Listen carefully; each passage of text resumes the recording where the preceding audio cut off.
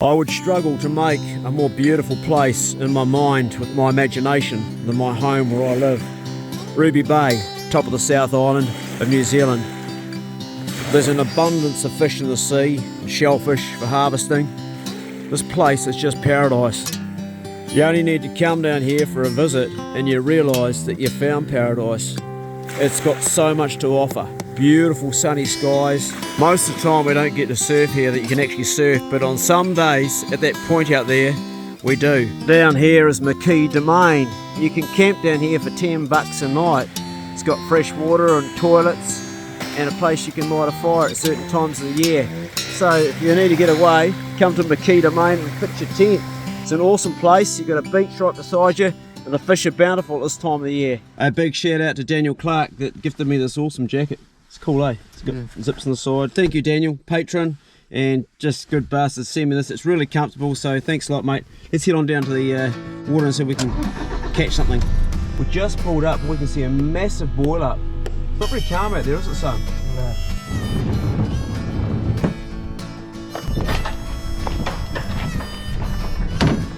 Might spot a flounder. Pull for the shore, sailor, pull for the shore. Are you a good puller, son? Yes. Don't you think it's about time you got a girlfriend, son? No, because then my rowing game will become weak. We good? We good. Beauty!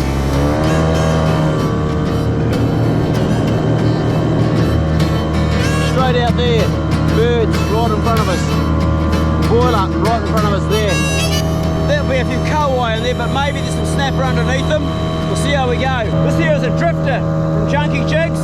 It's for slow jig fishing, but you can also tow it behind your boat like a lure and represent as a fish that the kahawai will take.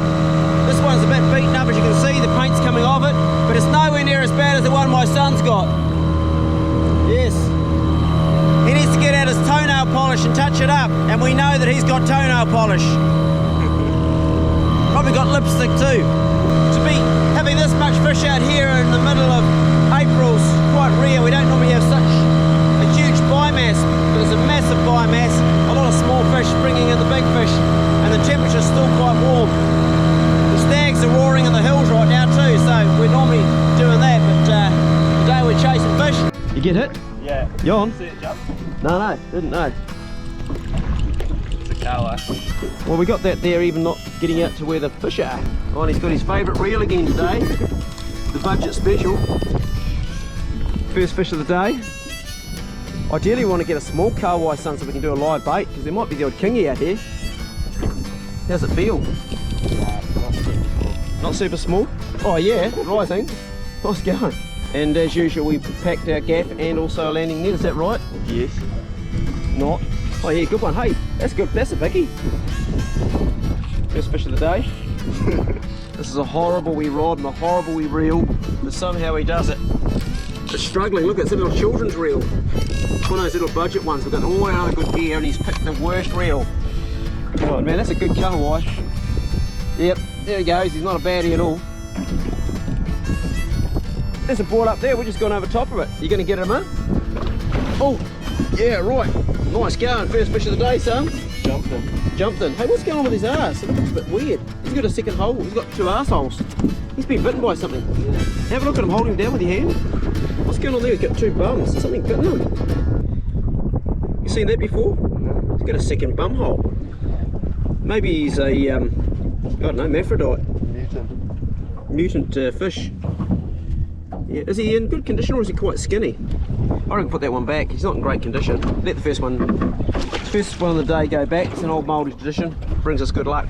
A lot of birds going over top of us here.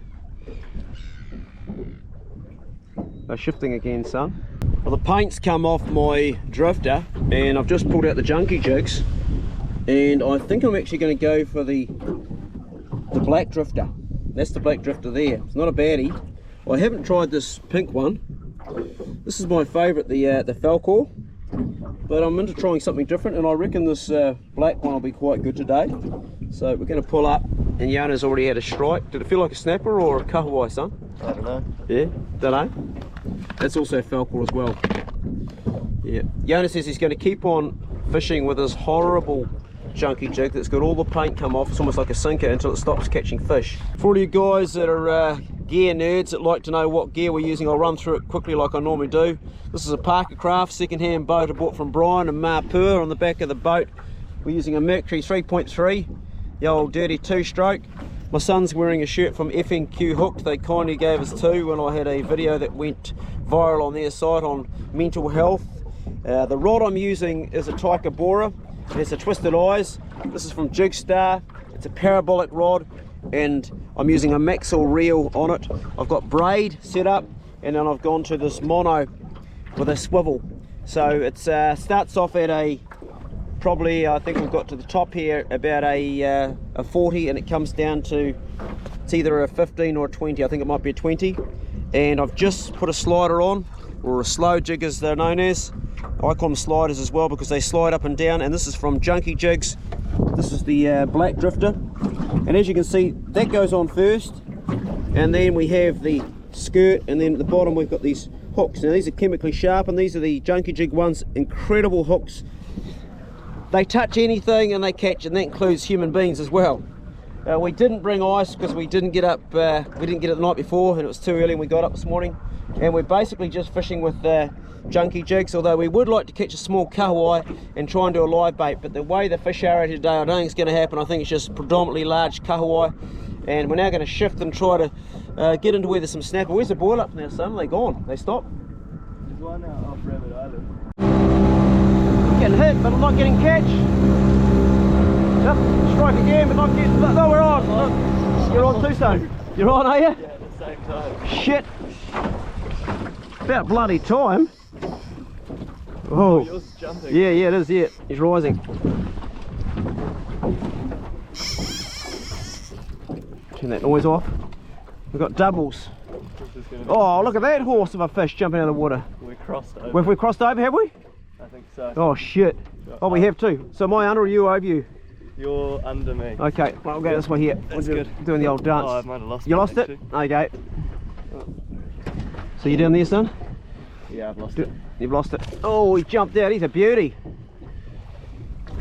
Let's get your line up, son, so we don't get a tangle. This guy's, he's a big fish. Look at that. Yeah.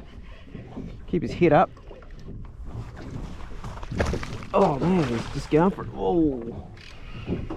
Yeah. They are fun. They are fun to catch.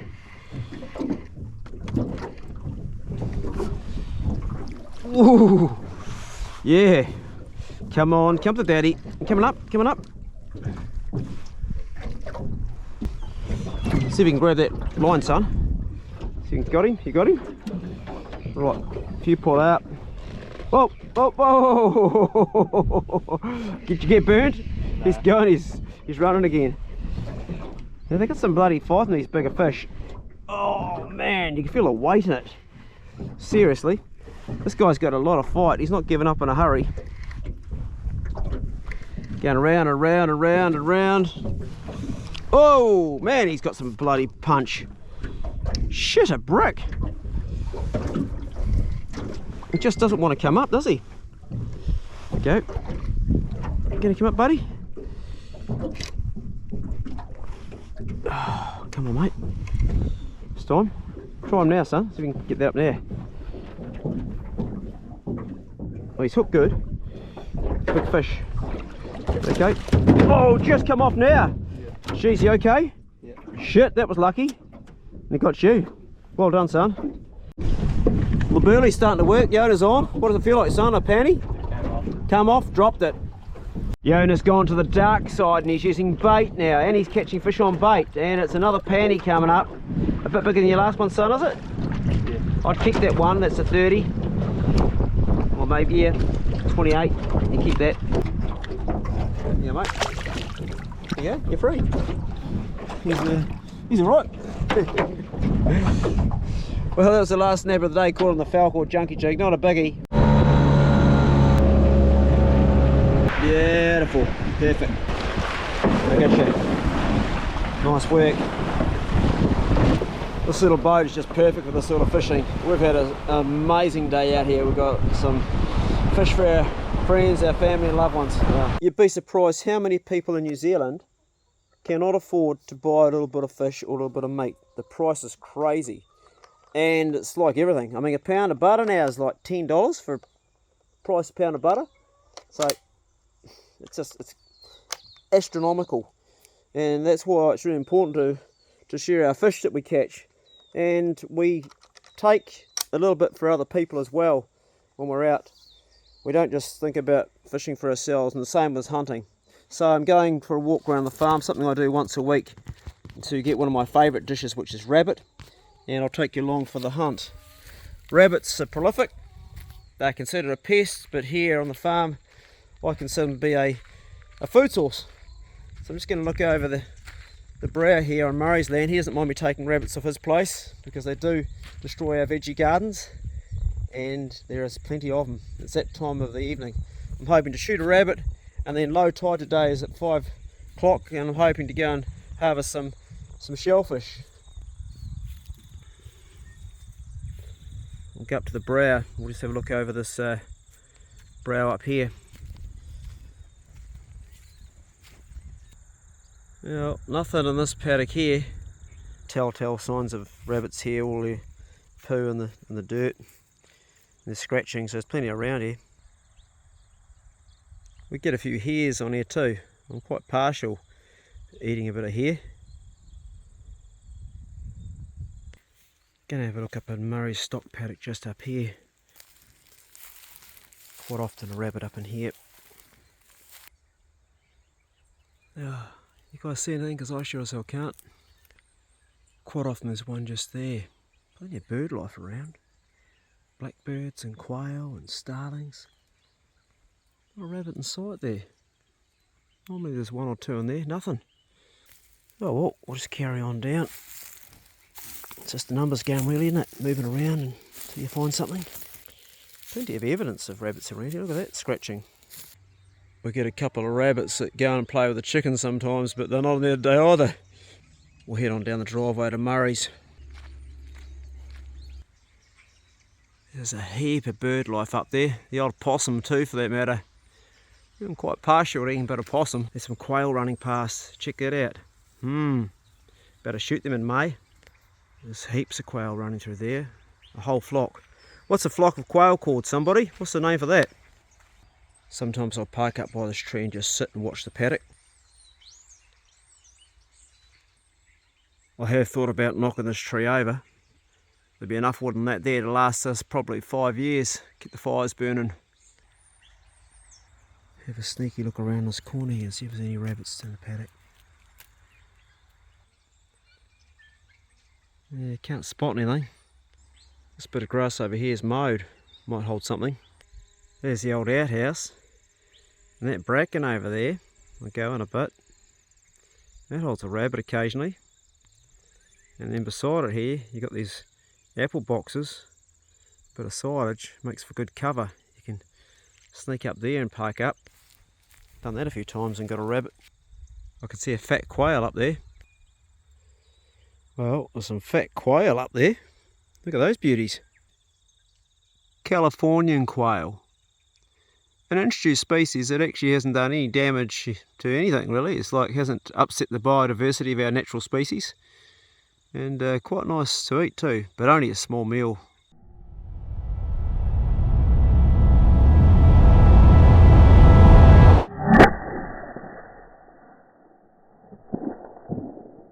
It was a definite hit, but he did go a wee way, so we might need a dog to go get him.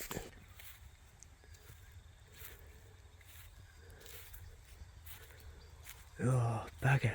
It's gone down in here. Where'd he go? Definitely went down. So Bigsy's become a bit of an all-rounder. Generally with pig dogs, you just want them to do pigs, but he's already proven himself as a deer dog. And I'm all about the meat, so if we can find my rabbit, that'll be a bonus.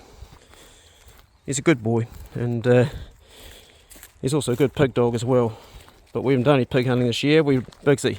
Eh? So let's see if we can find this rabbit. We can smell the other one that ran across the road here, because it was two. Good boy. Where's a rabbit? Where's a rabbit? Right down here somewhere, mate. See if you can find it for me. Where's it gone? Where's it gone, Pixie? Where's the rabbit? Hey, where's the rabbit? Where's it gone? Hey, where's it gone? Where's the rabbit? Where's it gone? Good boy. Good boy. Where's it gone, hey? Good boy. Right, we'll just let him have a sniff around here. I haven't seen any blood, but I know I heard it. Where's it gone, boy? Hey, where's the rabbit? Where's it gone? Hey, where's it gone? Where's the rabbit? Good boy. Good boy. Where's it gone? Hey, where's the rabbit? Where's it gone, hey? Good boy. Where's it gone? Hey, where's it gone? Where's the rabbit? Down here somewhere, isn't he? Hey, where's it gone? Good boy. Good boy. Good dog. Where's it gone? Good boy. Good boy, Pixie. Oh, he's gone in there, so he might find it. Good boy. Where's it gone? Hey. Good dog. Good boy. Where's it gone, hey? Where's it gone, hey? Good boy. You flush him out, mate. He's probably dead in there somewhere. Ran in there and just stopped. Good boy. Where's it gone, hey? Where's it gone? Good boy. Good dog. Good boy. Good boy. Yeah, it's going in there. A lot of prickles, eh, mate? So he's gone in from the bottom now. Tackled from the other side. Good boy. Good boy.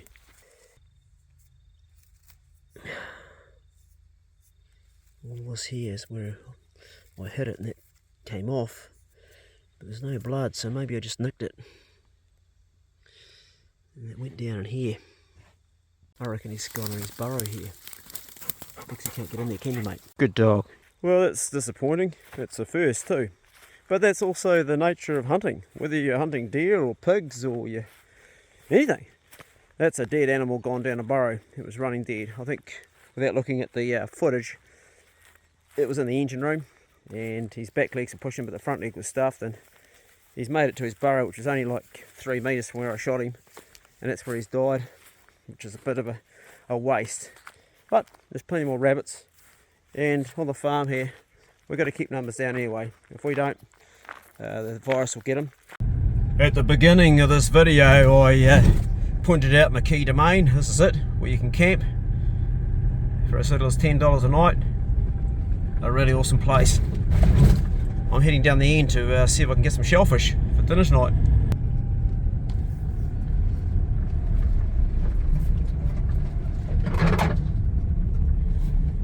Oh, we might be a bit late. Tide's already coming back in. We'll see how we go.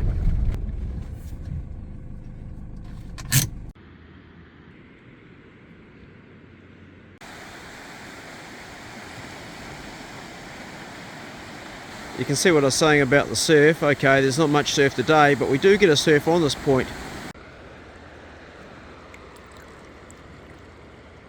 What size is that? There's one there. And another one there. And big ones. Got a stone on it. There's another one.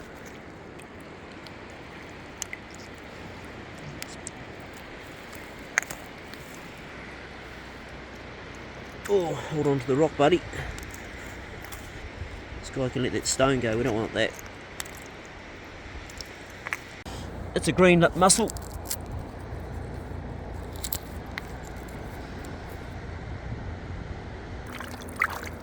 Oh, we got here just in time. Tide's coming in. There's another one. Tide's coming in right now. We better start making tracks.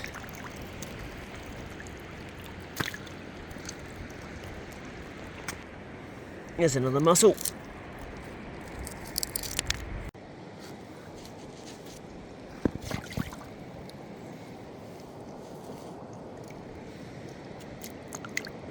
Oh, he's a dead one.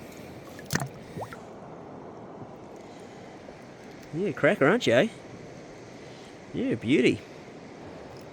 Tide's coming in, buddy. They're not something that people actually harvest a lot and eat, but they're really, really good. They're good chomping.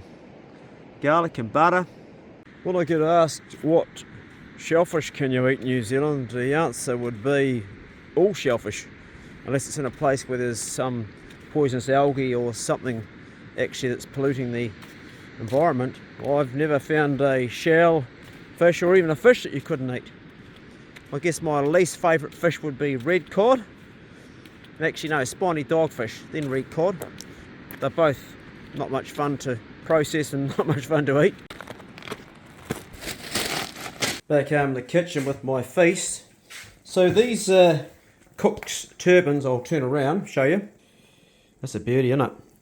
Known as cook's turban. They've also got a Māori name. They were known as karaka, or another one is ngāruru, and the other name I think is toi toi. I'm pretty sure, 3 names.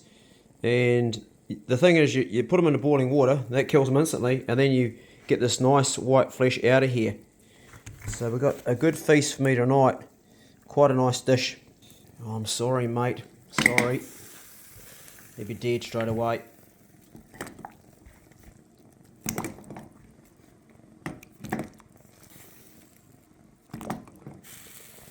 And you've got a green nut mussel. There's a couple in there. Right, pop a lid on. Those bubbles come out, they are already dead, but we'll just give them a bit longer. This year we grew garlic from Ross Nolly, elephant garlic, and stewed riva, and they were really successful. This is a, I think it's actually an elephant garlic, this one, from Ross. They're big. Some people say they don't have a strong taste, but I can tell you these ones here are very rich. We're going to use this, and we're going to have like, quite a bit with our shellfish. Give it a good taste.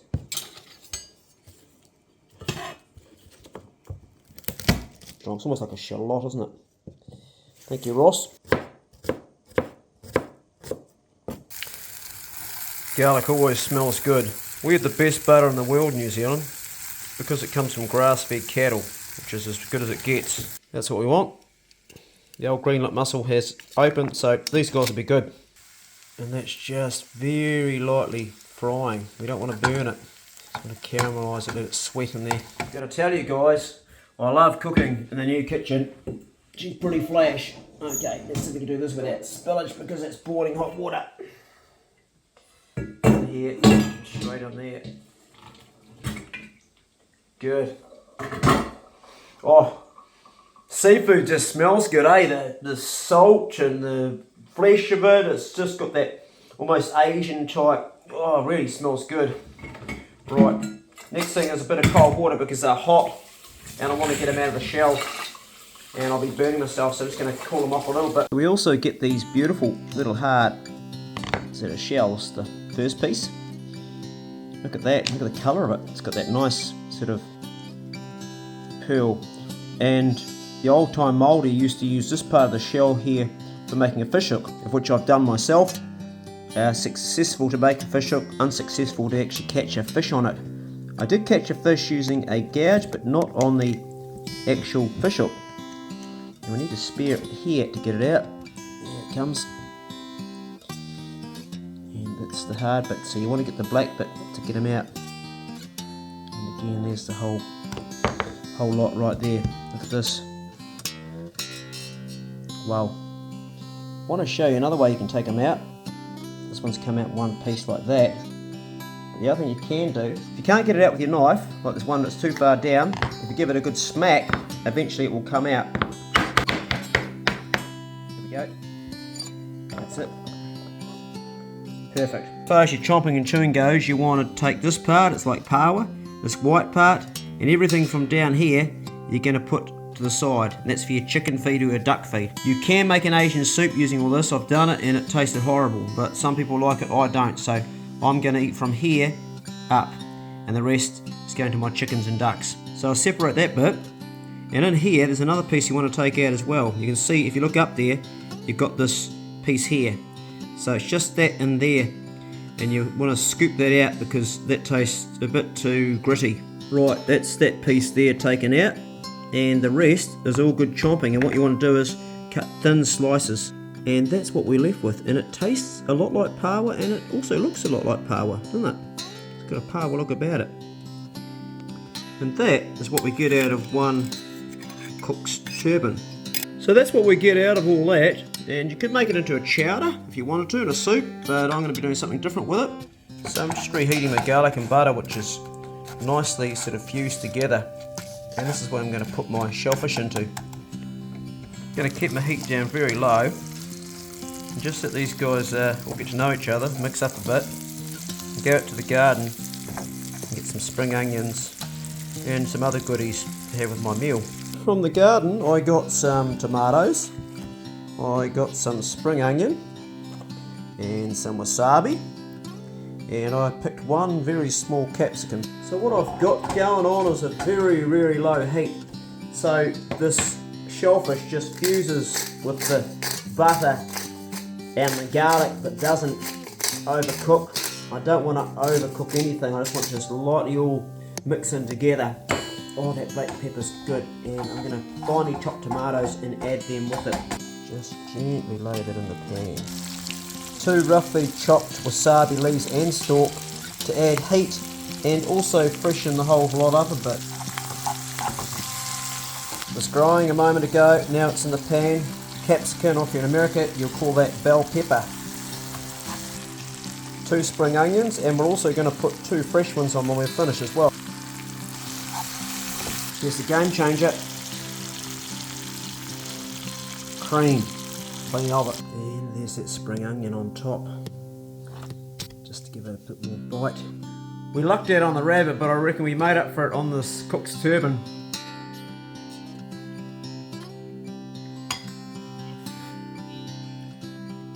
I reckon this is going to be a thing that sort of high class chefs are going to start doing in New Zealand and other places, because that there is like a sweet Paua. I like the al dente chewiness. That's it there. I would describe it as a sweet Paua, and this recipe that I've made it tonight, which really I made up off the top of my head, I will do again because it works really nice. That's absolutely delicious. Where's the old humble mussel in there? Is that it there? I think so. Yeah. I prefer the cook's turban, to be honest. That is just so good. Wow, this is a really nice evening meal. Not too heavy on the stomach to go to bed on. That's very good. Hope you guys enjoy it. Give it a crack yourself sometime. Good luck with your own foraging, fishing, harvesting, hunting, how are you doing it? And be good. Can't be good, be careful. I can see myself eating a lot more of this. This is going to be something that's going to be a regular feature. I had it when I was down at the beach when I was doing my little survival challenge, but cooking it at home with all the other stuff, it's way better than it was at the beach. At the beach it was pretty average, but this is damn good. I haven't put salt in there, and it doesn't need it. Very good. Yum. Yum, like yum. 10 out of 10. Straight up, 10 out of 10. Oh, hell, I wish I had someone to share this with. Well, I'm sharing it with you guys. See ya.